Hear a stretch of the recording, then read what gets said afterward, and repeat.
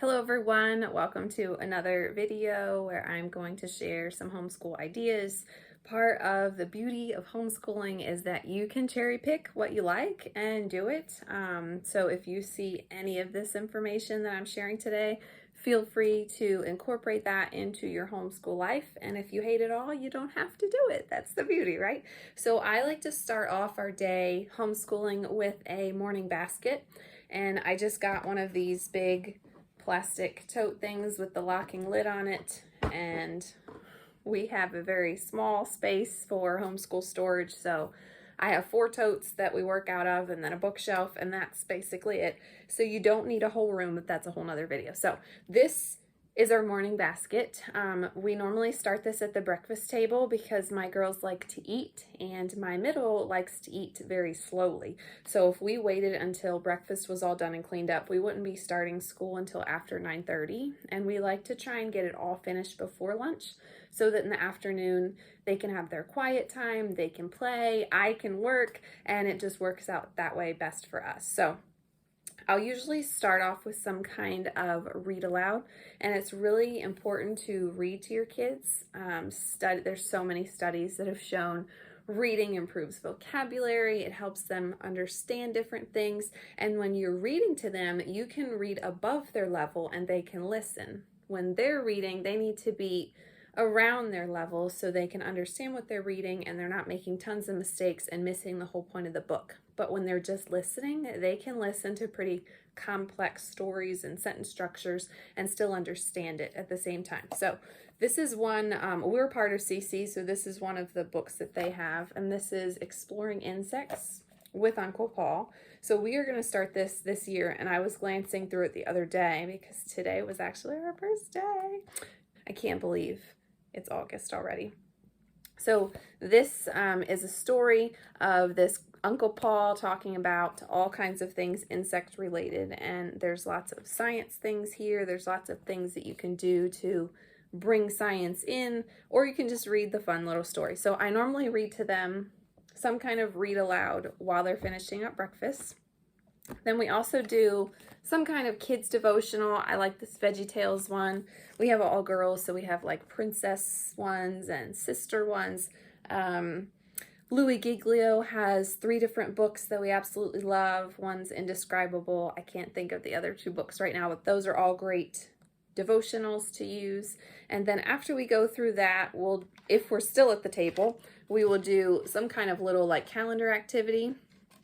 My 3rd grader will be able to zip through this, but my pre-K and my littlest like to play with the knobs on this board, and they're getting letters, at least. We can say letters and numbers, and then understanding which direction the clock goes. But some kind of calendar activity where we talk about what day it is, the day of the week, and then we practice saying our date. Today is August 8th, 2022, and it is sunny outside, and we can even talk about weather. You can kind of go as little or as deep in this as you want, but I do like to have them saying the date.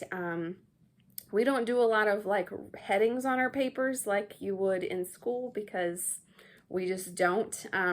They might write their name on it, they might not, so getting them to write the date, they're probably not going to be doing that. So I like them to at least say it so they know how to say the date correctly. And then I think it's important that we talk about what day it is, and we'll talk about the seasons and maybe make some predictions about the weather. There's a lot that you can do with this, but again, you could just do what's listed on the board. Then hopefully by that point we're up from the breakfast table, and we do pledges in our house. So I got little American flags for each of them to hold because we fight over who gets to hold the flag.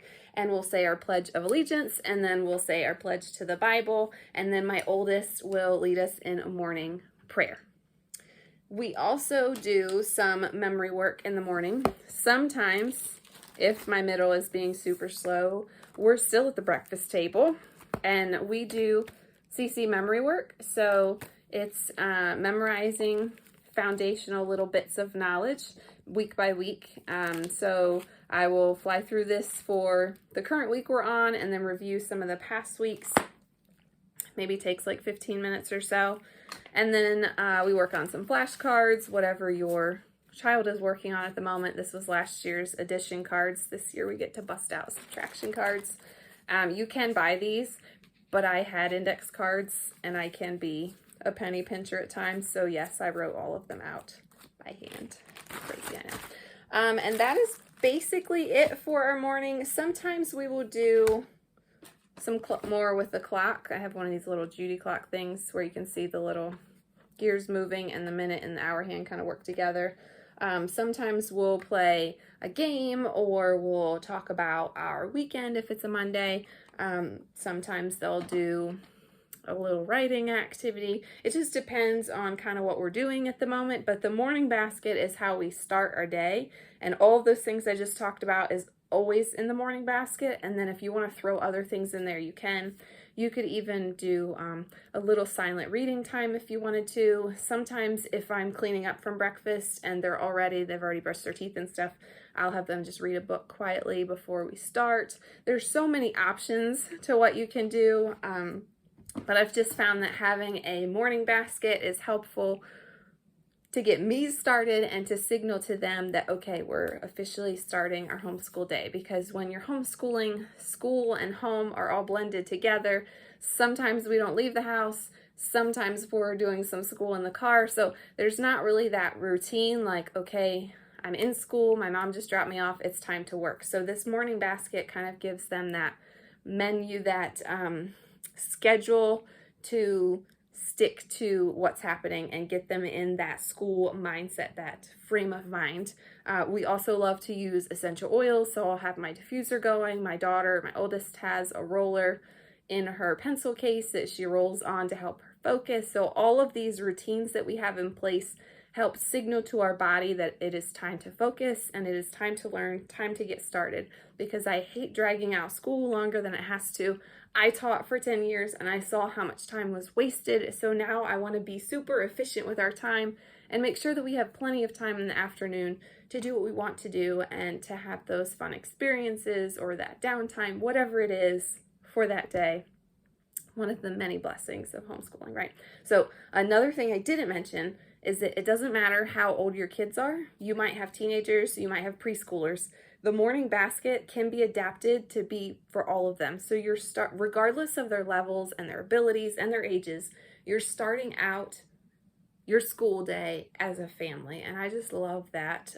You could incorporate reading scripture in the morning. You could sing hymns, but it's just beautiful to start the day out as a whole unit, the family unit, and then break off into your separate subjects. Obviously, your high schooler and your preschooler are not going to be doing the same reading and math, but they can start out doing the same thing, talking about the weather and their memory work and listening to the read aloud. Even older kids like to be read to. So I hope that gave you some ideas. I hope that was valuable, and stay tuned for next week's video.